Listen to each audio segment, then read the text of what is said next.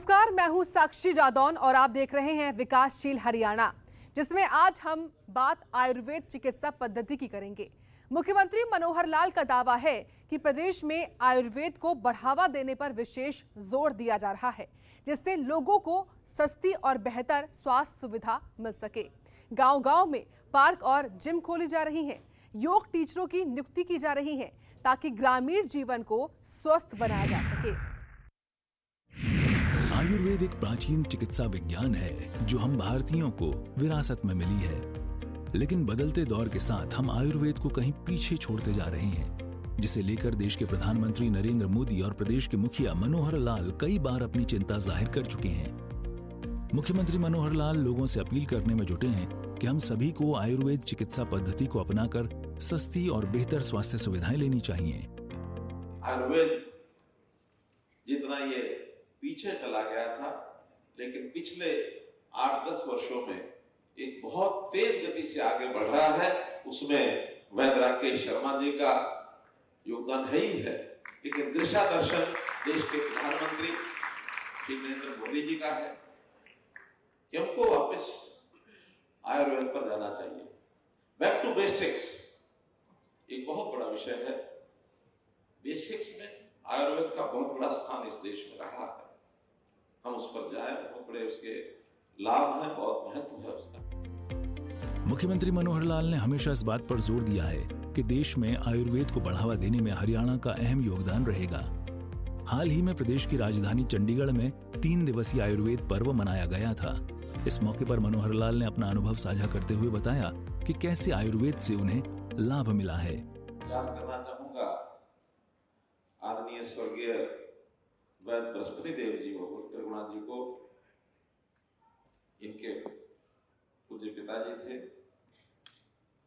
मेरा उनसे बहुत पुराना संबंध रहा। 1984-85 से लगभग 38 वर्ष पहले मैं भी एक इलाज के लिए रोगी बनकर उनके पास गया था, और मुझे याद है कि जो मुझे थोड़ी समस्या हुई थी उन्होंने ठीक कर दी थी। निजामुद्दीन के पीछे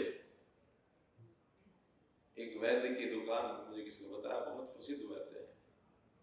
और जब वहां गया तो मुझे पता लगा कि मैं तो ऐसे ही सामान्य व्यक्ति को आ गया हूं, लेकिन कितने बड़े वैद्य हैं, उनका इलाज स्वयं उस समय के राष्ट्रपति, उस समय के उपराष्ट्रपति, उस समय के प्रधानमंत्री सब उनसे इलाज कराते थे। चंडीगढ़ में श्री धन्वंतरी आयुर्वेद कॉलेज पहुंचे मुख्यमंत्री मनोहर लाल ने प्रदेशवासियों से वादा किया कि सरकार पूरे प्रदेश में आयुर्वेद कॉलेज खोलने की योजना पर काम कर रही है, जिससे अधिक से अधिक लोग आयुर्वेद का लाभ उठा सकें। मुख्यमंत्री मनोहर लाल प्रदेशवासियों को ये समझाने में जुटे हैं कि एलोपैथ में भले किसी गंभीर से गंभीर बीमारी का इलाज तुरंत मिल जाता हो, लेकिन उसके कई साइड इफेक्ट भी हैं। लेकिन आयुर्वेद का कोई साइड इफेक्ट नहीं है और देर से सही बेहतर इलाज मिलता है। एक समय था पीछे जाता जा रहा था, और इस आयुर्वेद में, क्योंकि जो आयुर्वेद का ज्ञाता, आयुर्वेद का पुरोधा उसको वैद्य नाम से बुलाते हैं, जैसा वैद्य जी ने कहा, वही मेरे मन में भी आता है कि आज हमारे नौजवान पढ़ाई करते समय अपने आप को वैद्य कहने से थोड़ा दूरी बनाकर रखते हैं। डॉक्टर कहा जाए तो उनको अच्छा लगता है, लेकिन वैद्य की ये परंपरा इस देश की प्राचीन परंपरा, हर प्रकार के वैद्य थे, चाहे वो मेडिसिन में थे, चाहे वो शल्य चिकित्सा, हर प्रकार का काम करते थे। और देश के अंदर 2 चीजें, चाहे वो चिकित्सा थी या शिक्षा थी, हर किसी व्यक्ति को बिना किसी कंसिडरेशन के, बिना किसी पैसे के वो उपलब्ध होती थी। समाज में एक ऐसा काम माना जाता था कि इससे बड़ा और पुण्य का काम कोई नहीं हो सकता। किसी के शरीर को, स्वास्थ्य को ठीक कर देना, रोगी को निरोगी बना देना, और किसी अशिक्षित को शिक्षित कर देना। लेकिन समय बीतता चला गया, पाश्चात्य सभ्यता हावी होती चली गई और पैसे का रोल बहुत बड़ा हो गया। फिर हर चीज पैसे से इसकी तुलना की जाने लगी, बल्कि समाज में भी एक मान्यता घर कर गई कि जो पैसा देकर के लिया जाए वो अच्छा है, जो मुफ्त में मिले उसका कोई महत्व नहीं है। एक मान्यता घर कर गई। उसमें से कहीं कहीं ये भी लगा कि अगर अच्छी चीज लोगों के मन में बैठाने की अच्छी है तो थोड़ा पैसा इसमें भी जोड़ दो, कोई बात नहीं। शिक्षा में पैसा जुड़ने लग गया, लोग अच्छे अच्छे जाने लग गए। चिकित्सा में भी पैसा जुड़ गया, तब लोग वहां जाने लग गए। प्राइवेट में ज्यादा जाने लग गए, क्यों? प्राइवेट में पैसे का बहुत रोल है, सरकारी में पैसे का रोल है नहीं। बीच में इस रास्ता निकाला कि समन्वय करो। एलोपैथी पर लोग शिफ्ट हो गए, तो एलोपैथी आयुर्वेद इसका समन्वय करो। शुरू में समन्वय करना पड़ेगा, फिर व्यक्ति तुलना करेगा कि मुझे आयुर्वेद का लाभ ज्यादा है या एलोपैथी का ज्यादा है। आज हमारी सबकी मान्यता है कि कम से कम मेडिसिन में, औषधि में आयुर्वेद का मुकाबला नहीं है। एलोपैथी का तो दुष्प्रभाव बहुत है, साइड इफेक्ट्स बहुत है। आयुर्वेद में कुछ नहीं। कोई भी प्रकार की औषधि आप खाएंगे तो इलाज में जितना रोगी को लाभदायक होगा वो होगा, लेकिन उसकी हानि नहीं है। और ये बहुत बड़ी चीज है। वरना एलोपैथी में देखते हैं, एक चीज का इलाज कराते हैं, कुछ दिन तक शायद उसका राहत मिलती है, साइड में कोई साइड इफेक्ट करके दूसरी बीमारी शुरू हो जाती है। दूसरी का इलाज कराते हैं, तीसरी शुरू हो जाती है, और एक समय ऐसा आता है शरीर के अंदर हालत खराब हो जाती है कि सब कॉम्प्लिकेटेड चीजें खड़ी हो जाती है। तो कॉम्प्लिकेशंस आयुर्वेद में नहीं आती हैं, इसलिए हमने आयुर्वेद को आगे बढ़ाने के लिए बहुत से। मुख्यमंत्री मनोहर लाल ने कहा कि आज देश और दुनिया में योग अपनी पहचान बना चुका है। योग करने से कई तरह की गंभीर बीमारियां शरीर से दूर भागती हैं। प्रदेश में योग को बढ़ावा देने के लिए कई सराहनीय कदम किए जा रहे हैं। श्री कृष्णा आयुर्वेद का कॉलेज होता था कुरुक्षेत्र में, उसको विश्वविद्यालय का रूप दे दिया, 100 एकड़ जमीन अलॉट कर दी है और वो विश्वविद्यालय अपना काम करना शुरू कर दिया। अभी और उसके अंदर आगे बढ़ना है हमको। केंद्र सरकार ने भी बहुत महत्व देना शुरू किया है। जैसा गोयल साहब को जानकारी है, पंचकुला में एक NIA राष्ट्रीय आयुर्वेद संस्थान, नेशनल इंस्टीट्यूट ऑफ आयुर्वेद, इसकी स्थापना की जा रही है। 270 करोड़ रुपए की लागत से 250 बिस्तर का एक बड़ा नेशनल इंस्टीट्यूट ऑफ आयुर्वेद, जिसको एम्स के बराबर कह सकते हैं, उस लेवल का एक संस्थान बनाया जा रहा है। हमने गांव-गांव में आयुर्वेद कैसे जाए, उसके लिए एक विशेष योजना बनाई। हर गांव में पहले 2 एकड़ का एक पार्क कम व्यायामशाला ये बनाई जाए। लगभग 750 गांव में ये बन चुके हैं। उसी के साथ एक वेलनेस सेंटर आयुर्वेद का, आयुष का कहना चाहिए। आयुष में और भी विधियां आयुर्वेद के साथ आ जाती हैं। योगा भी आ गया, यूनानी भी आ गया, सिद्धा भी आ गया, होम्योपैथी भी आ गया। वो सब विधाएं लेकर के, और वहां एक वेलनेस सेंटर हो। आयुर्वेद यानी एलोपैथी के भी हैं, लेकिन वहां बहुत सीमित मात्रा में ये सारी विधियां लागू की जाती है। यदि इसको आयुष के माध्यम बनाएंगे तो सब विधियां लागू हो सकती है। सबसे पहले श्री योगा को दुनिया में स्थान दिलाने वाले प्रधानमंत्री जी 21 जून को अंतर्राष्ट्रीय योग दिवस, कभी सोचा नहीं था इस योग को सारी दुनिया अपना लेगी। सारी दुनिया ने अपना लिया। तो योग को महत्व देते हुए, योग बड़ी प्राचीन विद्या है, विधा है, हमारे योगी एक से एक बढ़कर, लेकिन इसमें मैं जरूर श्रेय देना चाहूंगा जिन्होंने योग घर घर में पहुंचा दिया है, बाबा रामदेव। घर घर में योग पहुंचा दिया और अच्छी कथा कहानियां सुनाकर, राष्ट्रभक्ति के गीत बोल के, राष्ट्रभक्ति की किस्से सुनाकर उन्होंने मैदान में निकाल दिए। तो ये काम अब गांव-गांव में पहुंचाने के लिए हमने पार्क कम व्यायामशाला में एक योग के लिए एक स्थान बनाया। 2 या 3 कमरे का एक वेलनेस सेंटर ये हम खोलेंगे, जहां कोई एक वैद्य भी बैठे और जहां पर जैसे डाइटिशियन, आहार विशेषज्ञ, इसको भी बैठाएंगे। चाहे उन्हीं लोगों को जो योग सहायक, योग शिक्षक है, उन्हीं को ट्रेनिंग देंगे क्या खाना क्या नहीं खाना, अपने शरीर के तासीर के हिसाब से, आयु के हिसाब से। क्योंकि जैसा हम कहते हैं हमारे यहाँ औषधि ही आहार है। औषधि ही आहार है। अगर औषधि को हम आहार के रूप में उपयोग करेंगे तो जितना शरीर को बल चाहिए बल के लिए, जितना अन्य शरीर के अंदर जितनी आवश्यक अवयव है, जितने उसके एलिमेंट्स चाहिए, वो उसमें मिलेंगे।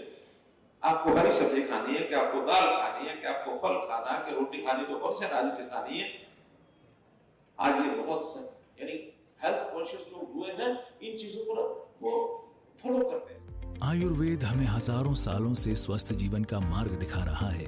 प्राचीन भारत में आयुर्वेद को रोगों के उपचार और स्वस्थ जीवन शैली व्यतीत करने का सबसे बेहतर तरीकों में से एक माना जाता था। ब्यूरो रिपोर्ट, सूर्या समाचार। प्रदेश में आयुर्वेद पद्धति को बढ़ावा देने को लेकर कई मनोहर कदम उठाए जा रहे हैं।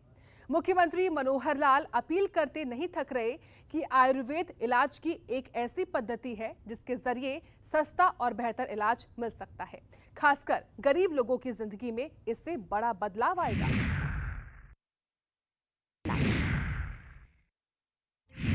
आयुष चिकित्सा पद्धति यानी आयुर्वेद, योग, यूनानी, सिद्धा और होम्योपैथिक इलाज, इसे लेकर हजारों सालों से हमारे पूर्वजों को भी कोई शक नहीं रहा है। बेहद कम खर्च में बड़ी से बड़ी बीमारी का इलाज आयुर्वेद से ही संभव है। इस पद्धति को अपनाकर असंख्य लोग बेहतर जीवन जी रहे हैं। प्रदेश के मुखिया सीएम मनोहर लाल आयुर्वेद के महत्व को समझाते हुए कहते हैं कि आयुर्वेद को बढ़ावा देने को लेकर कई कदम उठाए गए हैं। कुरुक्षेत्र में 100 एकड़ भूमि पर बने श्री कृष्णा आयुष कॉलेज को विश्वविद्यालय बना दिया गया है। आपको बता दें कि प्रदेश में आयुर्वेदिक कॉलेज तो बहुत हैं, लेकिन आयुष विश्वविद्यालय पहला होगा। इतना ही नहीं, यहाँ आपको जानकर खुशी होगी, पूरे विश्व में इस तरह का ये पहला विश्वविद्यालय होगा जिसे हरियाणा सरकार की पहल से शुरू किया गया है। इसकी शुरुआत से न केवल इलाज की पुरानी पद्धति को बढ़ावा मिलेगा, बल्कि हरियाणा के युवाओं का भविष्य भी बेहतर होगा। यहाँ अध्ययन करने वाले छात्र सरकारी सेवाओं में भी आसानी से जा सकते हैं। साथी आयुर्वेद के विद्या ले रहे हैं इस कॉलेज में, चाहे वो स्नातक है या स्नातकोत्तर है, इन सब का भविष्य बहुत अच्छा है। बहुत अच्छा भविष्य है आप लोगों का कि आप एक बार आगे बढ़ेंगे। आगे आने वाला कल वो आयुर्वेद का ही है। आयुर्वेद के नाते से व्यक्ति की आयु दीर्घायु होता है, चिरायु होता है, सुखायु होता है, आयु बढ़ती है। नाम ही आयुर्वेद है, तो आयु बढ़ाने का वेद है। मनोहर लाल की सोच अपने हर फैसले से गरीबों की जिंदगी बेहतर करने पर है। चिरायु योजना से गरीब परिवारों को इलाज के खर्च से मुक्ति दिला दी गई है। मनोहर लाल ने कहा कि कई बार गरीब परिवार इलाज का भारी भरकम खर्च नहीं उठा पाता है, जिससे या तो जान चली जाती थी या फिर मकान, जमीन गिरवी रखने की नौबत आ जाती थी। लेकिन अब चिरायु योजना ने गरीबों की इस चिंता को हमेशा के लिए खत्म कर दिया है। तो ये नामों से कई योजनाएं शुरू कर दी हैं। देश के प्रधानमंत्री जी ने, व्यक्ति अस्वस्थ हो गया, उसको इलाज की जरूरत है, गरीब आदमी का खर्चा इतना ज्यादा हो जाता है कि कई बार तो उसका घर उजड़ जाता है, कर्जे हो जाते हैं, घर बिक जाते हैं, छोटे मोटा सामान घर में वो बेच देता है, कर्जा ले लेता है। 5 लाख रुपया हर गरीब परिवार के लिए स्वास्थ्य बीमा मुफ्त में दे दिया है। बहुत उसके बाद जब ये योजना शुरू हुई आयुष्मान भारत की, हमें लगा कि एक लेवल इसका भी इतना है, बहुत गरीब परिवार है, थोड़ा इससे ऊपर, अर्थात उन्होंने 10,000 रुपया महीने वाले आमदन को इसमें कवर किया, 1,20,000 रुपया साल का। हमने उसको बढ़ा के 1,80,000 कर दिया। परिवार पहचान पत्र बना के ऐसे परिवारों को हमने चिन्हित किया और चिन्हित करके उनको सबको कहा कि इनको भी कवर करेंगे। उसमें सरकारी हरियाणा भारत सरकार के 15.5 लाख परिवार थे हरियाणा में, हमने उनको बढ़ा करके 29 लाख कर दिया, 13.5 लाख परिवार और जोड़ दिए। उसका खर्च हरियाणा सरकार करेगी। फिर कुछ लोगों का आया कि नहीं और बढ़ना चाहिए आगे, हमने एक योजना और बना दी कि इसमें प्रीमियम लेती है कंपनियां इलाज के लिए, लगभग 3,000 रुपया पर हेड का खर्चा आता है।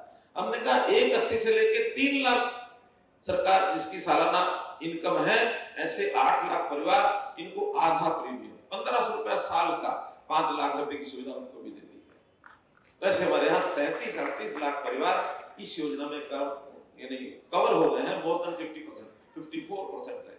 हमारी 70 लाख की परिवारों की संख्या है, तो उसमें 37 लाख परिवार इसमें हमने जोड़ दिए, ताकि किसी को स्वास्थ्य के नाते घर से पैसा कम से कम 5 लाख रुपए तक तो ना लगाना पड़े। इससे ज्यादा कोई इक्का दुक्का परिवार होंगे, उनकी सहायता करने को अलग से की जा सकती है। इसका नाम भी हमने चिरायु योजना रखा है।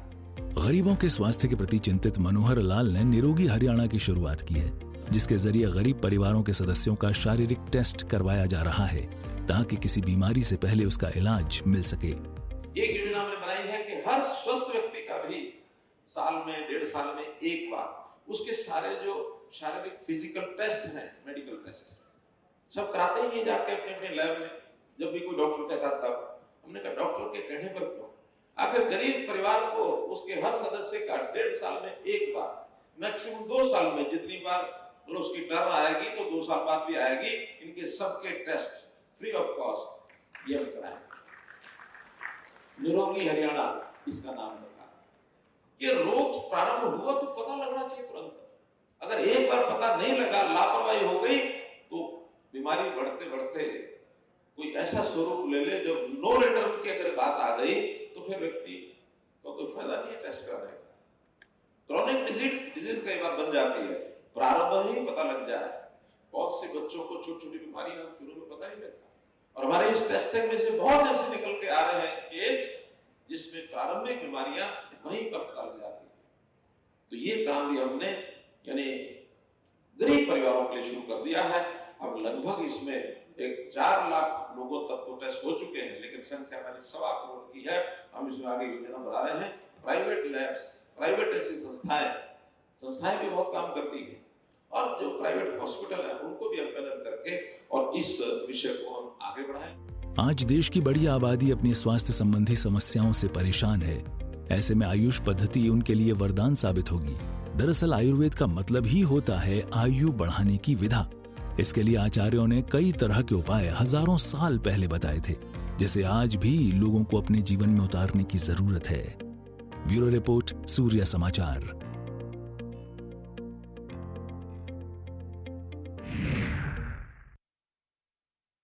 हम अपनी भागदौड़ भरी जिंदगी में इतने व्यस्त हो जाते हैं कि खुद को भुला बैठते हैं, और यही वजह है कि धीरे धीरे हम तनाव में जीना शुरू कर देते हैं, जिसे किसी भी लिहाज से सही नहीं बोल सकते। ऐसे में प्रधानमंत्री नरेंद्र मोदी की पहल के बाद योग को दुनिया में बढ़ावा दिया गया, और इसी राह पर हरियाणा के मुख्यमंत्री मनोहर लाल भी हैं, जिन्होंने योग को बढ़ावा देने की दिशा में कई कारगर कदम उठाए हैं। ये रिपोर्ट देखिए आप। कहते हैं योग भगाए रोग, और यही वो वजह है कि योग हम सबकी दिनचर्या में शामिल होना चाहिए। दरअसल योग हमारी संस्कृति है जो हमें पूर्वजों से मिली है, लेकिन बदलते दौर के साथ योग कहीं पीछे छूटता जा रहा था।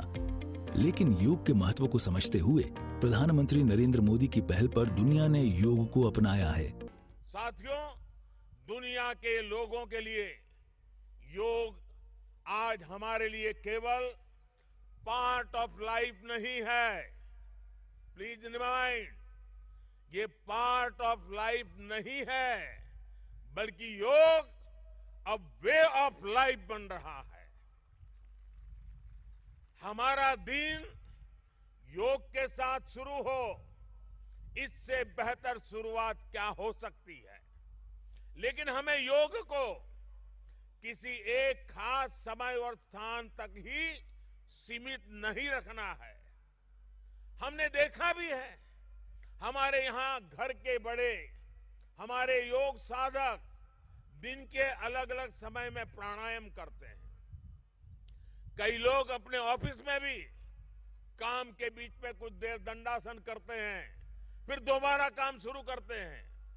हम कितने भी तनावपूर्ण माहौल में क्यों न हो, कुछ मिनट का ध्यान हमें रिलैक्स कर देता है, हमारी प्रोडक्टिविटी को बढ़ा देता है। इसलिए हमें योग को एक अतिरिक्त काम के तौर पर नहीं लेना है।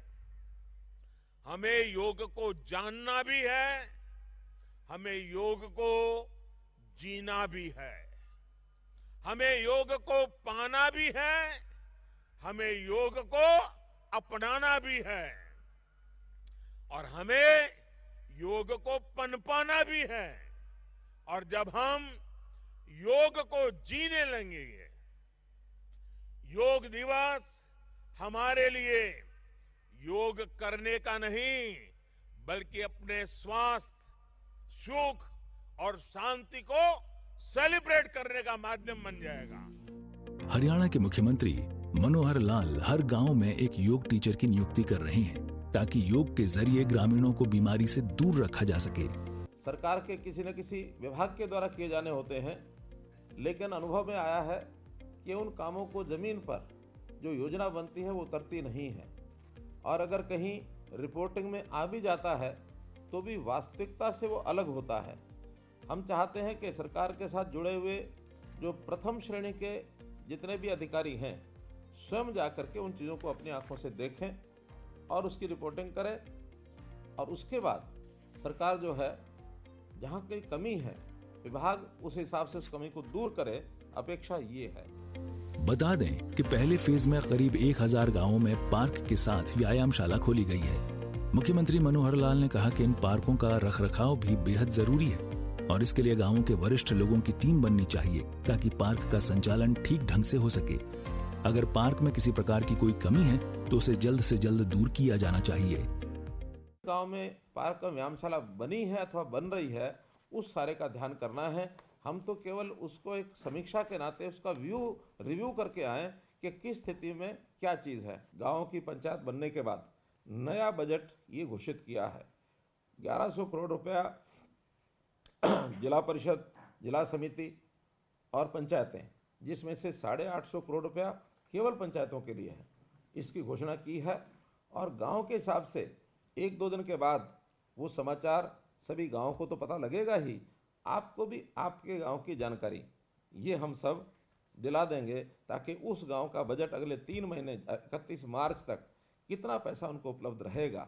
और आप यदि अगला कार्यक्रम ऐसा बना सकें कि ग्राम पंचायत से कह करके उनके कुछ कामों की रेजोल्यूशन उनके पास कराएं ताकि ग्राम पंचायत उन कामों को आगे कराने के लिए एक सूची बन जाए। वहीं हरियाणा के आयुष मंत्री श्री अनिल विज ने आयुष विभाग के योग मानस नाम से एक ऐप की शुरुआत की है। इस मौके पर उन्होंने खुद को इस ऐप पर पंजीकृत भी किया। अनिल विज ने कहा कि योग विद्या को बढ़ावा देने के लिए इस ऐप को लॉन्च किया गया है। आयुर्वेदा हिंदुस्तान में is a way of life. हमारे घर में जो खाना बनता है उसमें जो मसाले डाले जाते हैं वो आयुर्वेदिक मेडिसिन हैं, और उसका हमें पता नहीं था, वो टेस्ट के लिए नहीं डाले जाते हैं। दे आर आयुर्वेदिक मेडिसिन्स जिन्होंने हमें आज तक जिंदा रखा, और शायद अगर हम वो आयुर्वेदिक मसाले ना खा रहे होते तो शायद हमारी सारी रेस पर खतरा पैदा हो सकता था। दरअसल अगर हम नियमित रूप से योग करते हैं तो असाध्य रोगों से भी मुक्ति पा सकते हैं। लेकिन जहाँ तक तनाव को दूर करने की बात है तो उसके लिए शवासन, सुखासन, बालासन आदि से हम तनाव को कम कर सकते हैं। दरअसल हम सभी जानते हैं कि हमारे जीवन की किसी भी अवस्था में योग हमारे लिए बेहद जरूरी है। अगर बचपन से ही हमारी मानसिकता मजबूत होगी तभी युवावस्था की गड़बड़ियों से बचकर हम वृद्धावस्था में खुद को स्वस्थ देख पाएंगे। आधुनिकता के इस दौर में हमारे शरीर में कई प्रकार की बीमारियां घर कर रही हैं, जिसे दूर करने को लेकर मनोहर सरकार का मानना है कि योग इंसान के जीवन में एक संजीवनी का काम करता है। योग हजारों साल पुरानी भारतीय पद्धति है जिसका लोहा आज पूरी दुनिया में माना जाता है। 27 सितंबर 2014 को पीएम मोदी ने संयुक्त राष्ट्र महासभा में योग के बारे में दुनिया को बताया था, और इसके महत्व को समझते हुए संयुक्त राष्ट्र महासभा ने 11 दिसंबर 2014 को पीएम मोदी के इस प्रस्ताव को हरी झंडी दे दी, और तभी से हर साल पूरे विश्व में 21 जून को अंतर्राष्ट्रीय योग दिवस मनाया जाता है। तो आपने देखा कि आयुष पद्धति को बढ़ावा देने को लेकर हरियाणा की मनोहर सरकार की ओर से कितने कारगर कदम उठाए गए हैं, जिसका आज हर वर्ग के लोगों को लाभ मिल रहा है। इस कार्यक्रम के जरिए आपसे भी हमारी गुजारिश है कि योग को अपने जीवन में जरूर अपनाएं ताकि बीमारियों के घेरे से आप दूर रह सकें। आयुष पद्धति पर हमारे साथ फिलहाल के लिए इतना ही। मुझे दीजिए इजाजत। नमस्कार।